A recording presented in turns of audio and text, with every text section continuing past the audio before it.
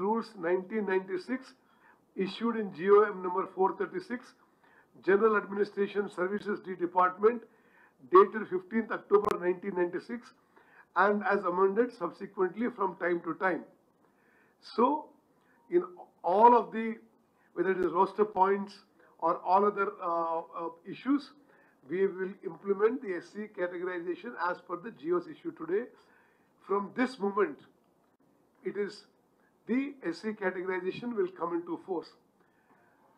మీకు మాకు ఈ ఎక్సైజ్ లో ఈ చారిత్రాత్మక ఘట్టంలో పాల్గొనడం it is our good fortune.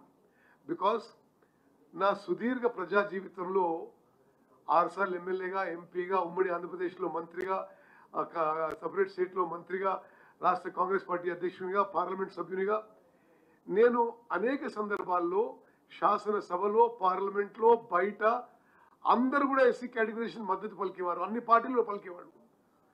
కానీ actual implementation జరగకపోయేది.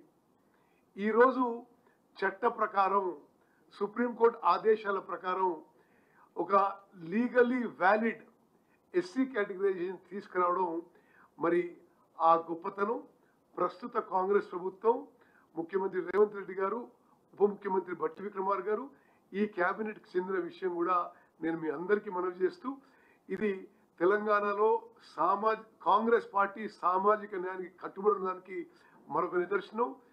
BC caste census చేసినాం, బీసీలకి రిజర్వేషన్స్ పెంచినాం, ఎస్సీ కేటగిరైజేషన్ చేసినాం. మరి మా ప్రియతమ నాయకుడు రాహుల్ గాంధీ గారి ఆదేశాల మేరకు తెలంగాణలో కాంగ్రెస్ పార్టీ, కాంగ్రెస్ ప్రభుత్వం అన్ని విధాలుగా సామాజిక న్యాయానికి కట్టుబడిందని చెప్పి నేను మనవి చేస్తున్నాను. ధన్యవాదాలు. పెద్దలు దామోదర్ గారు మాట్లాడుకుంటున్నాను.